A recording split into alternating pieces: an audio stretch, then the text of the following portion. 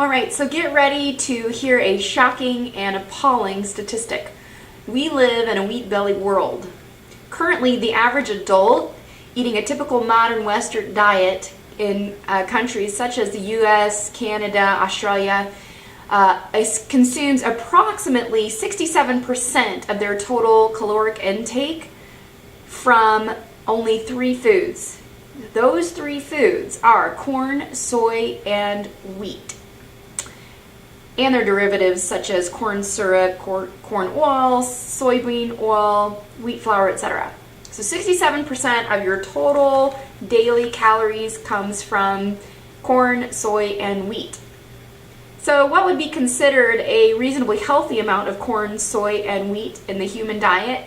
Well, based on hundreds of years of human history and what the natural diet of our ancestors was, which indicates what our digestive system is still programmed to process, this would probably be in the range of 1 to 5% max of our total calorie intake each day from corn, soy, and wheat. So it's no wonder that grains are a contributing factor for weight gain, high blood pressure, inflammation, and degenerative disease. In the 1970s, the average American ate 85 pounds of flour, 84 pounds of sweeteners, 8 pounds of fried potatoes, and 39 pounds of cooking oil. Even then, it wasn't great, but let's fast forward now. By 1997, each of us was consuming 122 pounds of flour, 105 pounds of sugar or other sweeteners, 20 pounds of fried potatoes, and 50 pounds of vegetable cooking oils. That's almost a pound of knowingly bad for you foods per day. And just imagine what it is 20 years later now. And that doesn't count for a whole lot of other junk food, but clearly the reason many of us are overweight or obese today is the consumption of these grains. And here's the thing, today flours are more refined than ever, and they miss the fiber, they miss the essential nutrients that your body needs. The other problem with excess grains in our diets, anti-nutrients and gluten, both of which can be gut irritants, can cause chronic inflammation, digestive issues, and autoimmune diseases in severe cases.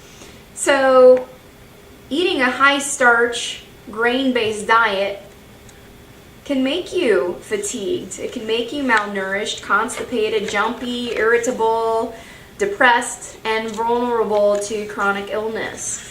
And refined bleached wheat and corn flour fuels high blood sugar levels. High blood sugar leads to insulin release, fat storage, and increased hunger and cravings. So if you're looking to improve one thing in your diet for 2017, it would be eliminate grains. You know, not everybody can do that from their diet, especially if you're used to eating 67% of it on a daily basis of your total calorie intake. Think about it, in the morning you might have cereal or toast or both. In the afternoon, maybe a sandwich. At night, you have some type of a pasta dish, and that's grains with every single meal. And it really does add up. So one hack that we like to call is find a replacement. I'd rather see you in the morning eating some type of egg. Try to eliminate really grains from 1 if not 2 meals out of your day. Just do it on a very slow process type of elimination. It doesn't have to be a 180 turnaround, but just pick 1 meal out of the day that you want to improve upon.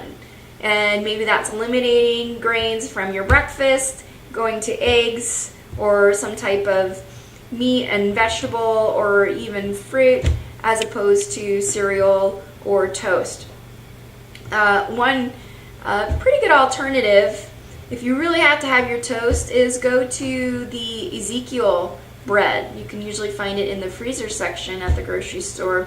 But Ezekiel bread is an ancient grain, and it's sprouted, so you're getting all of the nutrients, you're getting the fiber, and it's flourless. So you're not getting a lot of the anti-nutrients and the gluten associated with the problem-causing meat. So Ezekiel bread is one hack that we call to add to your diet while you're trying to eliminate the grains. And then keep those grains, keep the carbs for just 1 or 2 days a week and try to eliminate the rest of it.